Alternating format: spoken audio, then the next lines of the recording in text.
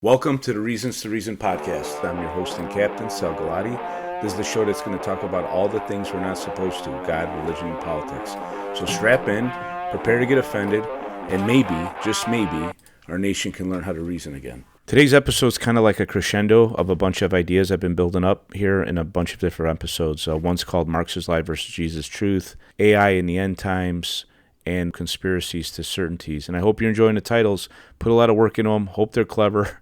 Hope you're liking the show. If you are, please share it with friends. It's growing quite a few downloads now, and it's exciting to see how it's been growing. If you have friends that have maybe listened to some earlier ones, have them check out what the later ones, because obviously the sound quality is improved. Appreciate all the support. But I'm going to combine all these ideas that I've been building up in today's episode, go further from where we left off in the Conspiracies to Certainties, where we sense like what's going on. Why does it seem like there is a conspiracy, that there's forces working together, the media colluding with the political leaders that want to kind of give up our sovereignty, wreck our borders? My evidence is of that, and looking at some geopolitical things going on, and also what the Bible has to say, and connect all those dots. One thing, I always knock the media, but I wanted to correct our show, a fact check. Buddy sent me an article, or sent me a text. We had Zane on for the tariff episode. Great episode. A lot of people liked it. But he asked me what I thought the cost of a iPhone would be if we made it in the United States. And I guessed $3,500. And he corrected me, in quotation marks. He said $35,000. Well, guess who was right? It was $3,500. So you listen to a guy who knows what he's talking about. And if you don't think the media is lying to you and working in concert and completely scripting stuff, let's take what recently happened in the Oval Office.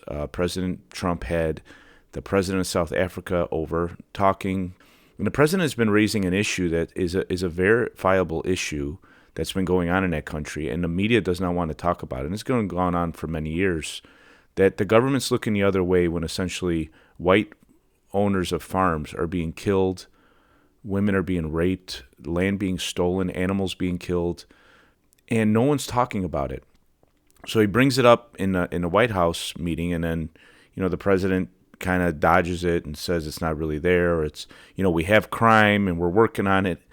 They're not. They're looking the other way. And Trump went ahead and played a video for all the media to see, with political groups actively saying that they want to kill the white man, kill the Boer. I mean, it's really reprehensible stuff. And after all that, images of graves and this is the media, a snarky, smart-alecky reporter, some clown, again, not a journalist, asked about the stupid plane that he's taken from Qatar. Do these people have any soul or any morality that they don't ask a follow-up question about what they just saw and how they haven't been reporting it for the last few years? Anyway, now if you turn on the news, the word is ambush. Trump ambushed them, ambushed them, ambushed them, ambushed them. Trump didn't ambush them. Trump shared the truth. And apparently sharing the truth when it's against the narrative is not appropriate. It's not fitting of a president. And I've experienced this too. You talk to people. If you're the guy that just points out the truth, instead of focusing on the problem, which why are there white people being slaughtered in South Africa, we talk about the guy that raised the issue. He's the problem because he said something. Anyway, there's the collusion, right? So what is going on? What is acting behind the scenes? We want to talk about conspiracy. Yeah, there's a conspiracy. There's entities working together to accomplish a mission. So we're going to kind of talk about that in this episode. So real briefly, I'm going to raise about 5 nations and what's going on in the world. And the similarities scream to us that there's something going on, that there's some kind of coordination here. There's a party in Germany called Alternative for Deutschland. It's been getting a lot of popularity. And here are the buzzwords, right? I want you to look these things up. Look them up on your own time if you haven't heard of them before. It's going to be alt-right, Islamophobic, anti-immigrant, radical, extremist. That's how these groups are going to be described. And then the other party that they're running against, which is going to be more globalist, more for giving up sovereignty of these particular nations to another entity like the EU, pro continuing the war in Ukraine. Those are going to be described as the centrist candidates. They're not centrist. They also, for all these bizarre cultural things that have become normalized in our culture. So it's always centrist versus alt-right. You can see the buzzwords. We have Alternative for Deutschland. Their party is called Islamophobic. It's not Islamophobic. What it is they are not fans of importing people from other nations that have a completely different culture and then them influencing their culture. Now, this isn't an anti-Islam thing, but if you look at Sharia law, and I think I'm going to do an episode called From Magna Carta to Sharia Law, because you'll see it happening in England, the home of the Magna Carta. Sharia law is completely antithetical to any free democracy. Now, am I saying every Muslim wants to institute Sharia law? No. But if you look at what Sharia law promotes, it's not a law of freedom. It's a law of submission. And that's just the facts. Now, anti-migrant, anti-immigrant, no. I mean, I think people in Europe, you could look, they don't appreciate the fact that a ton of people have been brought into their country that don't share their culture, values, are put on the welfare system. Sound familiar? It's going on here too. And so we're going to do country by country. And then we're going to go over what's behind this mass migration. Like, what is the coordination? We could identify these consistencies and these things going on. But until we could, like, have a motive, then it's really just, well, whatever. So what are you talking about? But I'll tell you the motive. We'll get there. So the German domestic intelligence organization called the AfD, that political party, extremist. Similar to, security experts in this country called the Hunter Biden laptop Russian disinformation. Sound familiar? I mean, the same apparatuses are at work saying these things. In Romania, we had again, similar in the sense that he was a nationalist. He wanted to protect the culture. He wanted to protect his citizens. He didn't want to give away all the rights to a EU, for example. He won the election pretty handedly without even campaigning. And then they took the victory away. They said Russian collusion. You could look it up for yourself. We have a similar thing in France. We have a candidate, Le Pen, who was now taken off the ballot, committed some crimes, allegedly, whatever. You could look at it for yourself. But again, it's all the same words. People taken off the ballot. These are the people protecting democracy. Popular candidates being taken off the ballot because the citizens who want to vote in a democratic fashion, they're not quite voting the way that their overlords are hoping they would. So they got to jury-rig the system.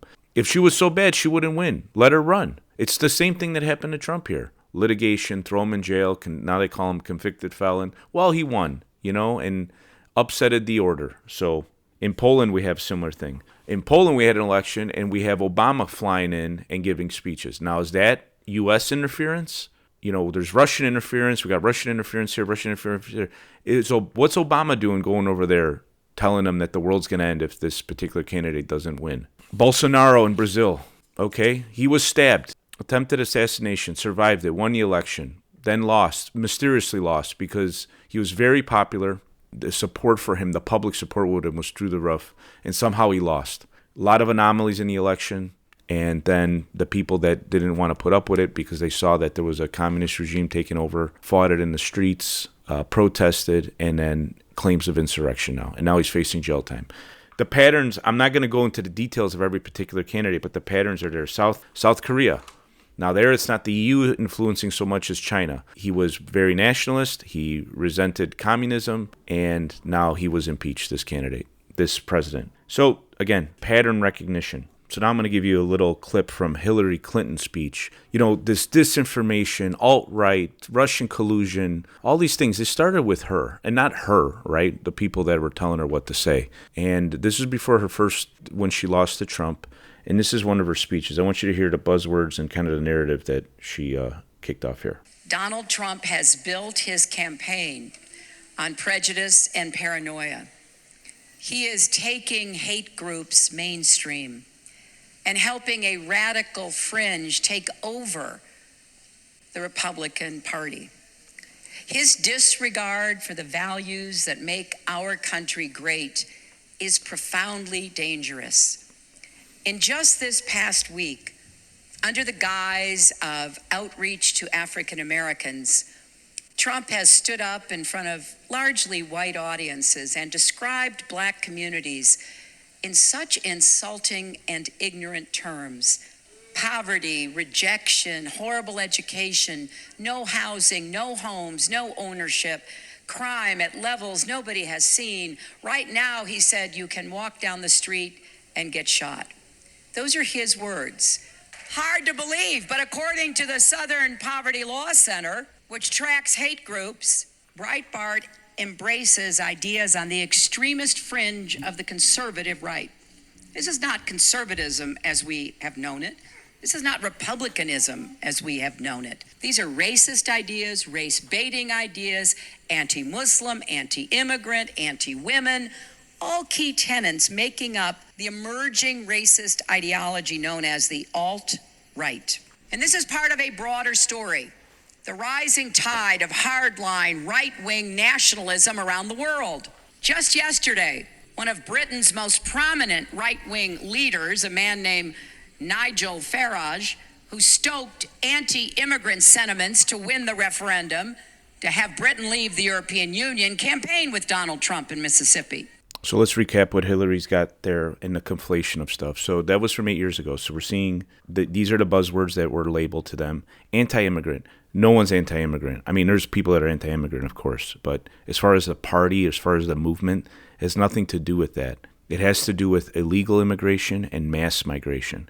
What's the motive? The motive is to disturb societies, to cause the violence that you're seeing. You cannot just meld people, despite what they want to say or they believe, that come from completely different cultures and not expect there to be blowback. Communities have been destroyed. People have been dislocated. Instead of making the nations that people are leaving better, which we could, we want those problems exacerbated so then people will move around. It's to get rid of borders. And then now we're going to go to a Bible story. We have the story of Tower of Babel. And God had told the people to be fruitful, multiply, and spread around. But instead they concentrated their powers and their abilities, and they really essentially were thinking that they could become gods. And God knew this was not good for them and confuses their language. And then they have to spread around because they can't work together by the tongue that they were given by the Lord. The tower that they built is called a step pyramid, and it's very common type of construction. I think they might have even found a foundation of the Tower of Babel. But anyway, they have other examples of the similar type of tower.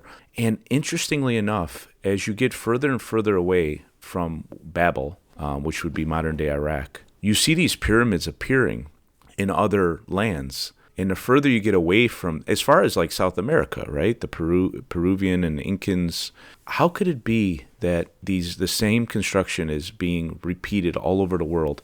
And the further you get away from this spot, the more recent they are. Now, if you watch the History Channel, they'll tell you aliens came down and told everyone how to make it. Well, I don't know. It's kind of interesting how it fits the biblical narrative. And interestingly enough, if you look at the EU headquarters, it's modeled after a famous painting of the Tower of Babel. And they don't even hide it. They're trying to recreate Babel. They're trying to create this one world government, and that's the motive. All the candidates that are supposedly alt-right, they want to protect their nationhood. They want to protect their identity as Italians, as Greeks, as Polish, as American, and there's nothing wrong with that. And actually, it's the biblical order, because what God knows is as we combine powers and put power in less and less people's hands, bad things are going to happen. Founders of the nation knew that. We have experienced this many, many times. And now I want to take a step back and do a little summary of where we're at and where we're going. So I told you before it was a conspiracy. Seems like there's something going on in the world. We talked about all these countries, all these political candidates that are called alt-right, fringe right, all these things, nationalist, racist, and really all they want is the same thing. They want their country to be sovereign, have control of their borders. They're okay with immigration, but they don't want to import people that are going to conduct violence and not contribute to society and have a culture that's radically different than their own, okay? And that's fair. We also saw the origin of this vernacular, right, from Hillary Clinton with the alt-right and all these things and all these words, and then she has all this concern about the other nations and what's going on. Who wrote this speech? There's some coordination here, no? Do we not see it? We got Southern Poverty Law Center, she quotes as citing this or that. The Southern Poverty Law Center, if you look at them, it has no integrity at all. It just goes after people that disagrees with their politics. You want to know what the Southern Poverty Law Center is about? Look up the dangerous myth of white genocide in South Africa, and white genocide is in quotation marks. This is August 23rd, 2018, Justin Ward. I'll put it in the show notes. Let's see if they take it down. Now it's undeniable that there's white genocide going on there, but that's your Southern Poverty Law Center is so concerned. Let's talk about just recently Elon Musk They berated him for. Yeah, I had a friend actually asking me, didn't he do an anti-Semitic sign or a Nazi salute? He just waved at people. This Cory Booker did the exact same thing just a couple days ago, and no one had anything to say about it. It's such a farce. And you know what the real tragedy is? There's actually real anti-Semitism, and the ones calling Elon Musk a Nazi, they're the ones that are celebrating babies in Israel being burnt alive by Hamas. There seems to be a gravitation towards no borders, and this was going on with the mass migration, to demoralize us, to get rid of the individual cultures that are so beautiful. You go to Europe and you have French culture and Italian culture and Polish culture. It's not racist, it's beautiful. But it all wants to be homogenized, demoralized, cause chaos, cause confusion, distraction, and then we'll come in and fix it if you give us more power. And that power consolidates up and consolidates up. And so what's driving this inertia toward that? That every candidate that steps up against it is demonized, alt-right, taken off the ballot, thrown in prison, assassinated attempt. I mean, the similarity across the world should tell you something. Well, the world does want to gravitate towards that. It wants to return to Babel. This is what man wants to do, man who does not fear God, right? So the atheistic religion of Marxism is a religion that says if everyone got under the same person and gave him total control, he could make them selfless and he could usher in a utopia. Well, some hurdles to that are a vibrant, free society like America. Some hurdles to that are Argentina, that was Marxist and now has gone libertarian style of government, and he's doing quite well. He's got inflation under control over there. The guy they all made fun of, they all villainized, they demonized. They cannot succeed, because if they succeed, it puts roadblocks into them accomplishing their goal, which is to put everyone under one authority. And again, they don't even realize that how evil and destructive it's going to be. It's the religion of those that don't see God. They think man can solve all this. And it fits, okay? We're going back to Babel. And this is why you have all these global institutions. You have the WHO that we talked about that wants to scare people, give away our rights, and then they tell us how to live. They want the EU in Europe. And we talked about how the EU is, the headquarters is modeled after the Tower of Babel painting. Is that a coincidence? Talk about the United Nations. If you go into their prayer room, there's a black stone. How odd is that? How eerie is that? What is behind these institutions? So what does the Bible have to say about this matter? We're going to read from the prophet Daniel. And in this book, he's really talking about, his book's narrative, and there's some prophecy, and there's speak of the kingdoms that are going to come to pass. And some of them have come. But in Daniel 7, he describes this fourth beast, which the beasts are the kingdoms. And this beast is described pretty uniquely. There shall be a fourth kingdom on earth, which shall be different from all the kingdoms, and it shall devour the whole earth, and trample it down, and break it into pieces. As for the 10 horns, out of this kingdom 10 kings shall arise, and another shall arise after them. He shall be different from the former ones, and shall put down 3 kings. He shall speak words against the Most High, and shall wear out the saints of the Most High, and shall think to change the times and the law. And they shall be given into his hand for a time, and half a time. But the court shall sit in judgment, and his dominion shall be taken away, to be consumed and destroyed to the end. And the kingdom and the dominion, and the greatest of kingdoms under the whole heaven, shall be given to the people of the saints of the Most High. His kingdom shall be an everlasting kingdom, and all dominions shall serve and obey him. We're not going to do a whole Bible study, but interestingly enough, the Bible describes a final kingdom that's going to engulf the whole earth. And this figure that's going to rise, who's going to get the power over that kingdom, is what you've heard is called as Antichrist. The people will be so afraid and conditioned that if someone would just come along, a human being, and put in a total system, a Marxist system, with no borders, the whole world engulfed under one leader, that this leader can usher in some peace. And there will be a temporary peace, and then there will be the nightmare. And honestly, if you're thinking rationally, that is what would happen. If all the power was just given to one entity, one person, of course it would be a nightmare. And the Bible has something to say about these matters. So I'm covering a lot here. I mean, I look back at the episode, Marx's Lie versus Jesus' Truth. Once you start seeing as Marxist as an atheistic ideology, that the people that subscribe to it think is good, right? They don't think it's evil. They think it's good because they've already assumed there is no God. We have to figure this out for ourselves. Well, there is a God, and he's told us how it's going to come to pass. And when you see it through that lens, you see these things. And the world will continue to march down this path. And that's why they explain away the failures of Marxism by saying it wasn't widespread enough. Once we get total control, then it'll work. And now you see what's going on. Alt-right and all these villainization of people that don't want their borders marred, their sovereignty taken away. They want their freedom. You could see why they're a hurdle to this coming in. They believe this coming in is what's going to save us, and it's going to come. And that, now, what do? Do we lie down? No, we fight it because it's evil and wicked. But that all said, I hope you kind of see all these things strung together. Try to accomplish a lot here, but if you listen to Marx's Lie and Jesus' Truth, you'll see all we're doing is following a fake religion, and our leaders more and more subscribing to this religion, and we're just returning to Babel. There is something to be learned by reading the Bible. Why do you think there's such worldly influence to say it's just a book that's of no interest, of no utility? I just read a little bit there, man. It all fits. We did it once. We're marching towards again. As time goes on and different parts of the world go under darkness of Marxism and the misery that comes out of it, and then this ideology regroups and then it attacks from a different vector. And we're under assault. Elections around the world are under assault. There is a threat to democracy. It's not what the people that are threatening democracy tell you it is.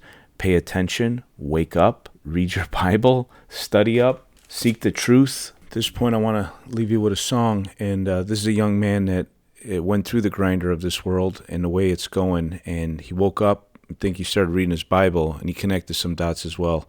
Put a song and spoke beautifully to what's going on. I want to play it for you, and then I want to unpack it. I wish politicians would look out for minors, and not just minors on an island somewhere. Lord, we got folks in the street, ain't got nothing to eat, and the obese milking welfare. Well, God, if you're 5'3" and you're 300 pounds, taxes ought not to pay for your bags of fudge rounds. Young men are putting themselves 6 feet in the ground, 'cause all this damn country does is keep on kicking them down. Lord, it's a damn shame what the world's gotten to. People like me, people like you, wish I could just wake up and it not be true, but it is. Oh, it is, living in the new world with an old soul. These rich men north of Richmond, Lord knows they all just wanna have total control. Wanna know what you think, wanna know what you do. And they don't think you know, but I know that you do, 'cause your dollar ain't shit, and it's taxed to no end, 'cause the rich men, north the rich men. Man, I love that song, but that song is an anthem for the people that have been left behind in the whole world. By the way, there's a middle class in the whole world that's being screwed over by these policies. He's screaming about the new world that's coming, that doesn't appreciate the family, doesn't appreciate the little guy, looks at him as cogs in a wheel. And this is the new world that we're going from the Tower of Babel, spread around, and have your nationhood, have your identity, to conglomeration of power. Rich men north of Richmond are the D.C. politicians that have been devaluing the dollar by spending money we don't have, causing chaos all over the world. And instead of taking care of their own people, they give them poison. You know, they say, oh, you know, the government, we're not funding for these child meals and the kids are going to starve. The amount of crap food that's being bought by taxpayer dollars that's killing people and then fueling the drug industry, fueling all these profit centers, they're treating you like cattle. And that's the divide, right? And Hillary's yapping about Trump is talking poorly about black communities. He's not blaming them. He's blaming you. That people have been in power for 40, 50 years, and the communities continue to get more violent. What? You don't get shot in certain neighborhoods? What are you saying? Because he's pointing out the problem? He's the problem? That the schools are crap, that everything's crumbling, that it's scary for these people to go outside? Most of them are not criminals. They're held hostage by the criminals. Bukele, who's a nationalist leader of El Salvador, he mentioned how instead of worrying about putting a few criminals in jail and liberating the rest, they want the criminals on the street and keeping the other ones in prison in their homes because they don't feel safe. But the leaders know that. If you want people to give up their sovereignty, their rights, what should you do to them? You scare them. Fear. Fear is used by people in power to have people give away their rights. So we have the WHO, for example, the WHO, that fortunately the U.S. government now is not funding anymore because it's an out-of-control organization. It's a global organization that's seeking to get power over the whole world through pandemic treaty. If they declare a pandemic, they immediately, our rights are suspended, and the WHO steps in and starts dictating how we're supposed to live to protect us, allegedly. This climate stuff has been used in the same way. Scare people, scare the children into thinking the world's going to end if they don't do this or that and give up their rights. It's all fear used to give more and more power to fewer and fewer people's hands. And the candidates that are for doing that are centrist. And again, I'm not saying they even are aware of how wicked it is. I'm saying that it's the religion of the world. And this Marxist agenda is there. And they truly believe, though, that we talked about in the last episode, the only reason they believe Marxism didn't work is because it was contained to only a few civilizations at a time. But if the whole world were to fall under this religion, this is the return of Babel. They don't even realize they're seeking. This is what the Bible warns us about. Now, it doesn't warn us so we're scared. It warns us so we don't fall for it. And we seek a true king, a real king, a king worth following, not some man that's going to come across promising you the world like Bernie Sanders. I hope you enjoyed this. I hope you stuck with me here. A lot we covered, but I hope you've been blessed by it, and I've enjoyed talking to you. Take care. Sing it! Thanks for joining us for another episode. I hope I got you thinking and out of your comfort zone.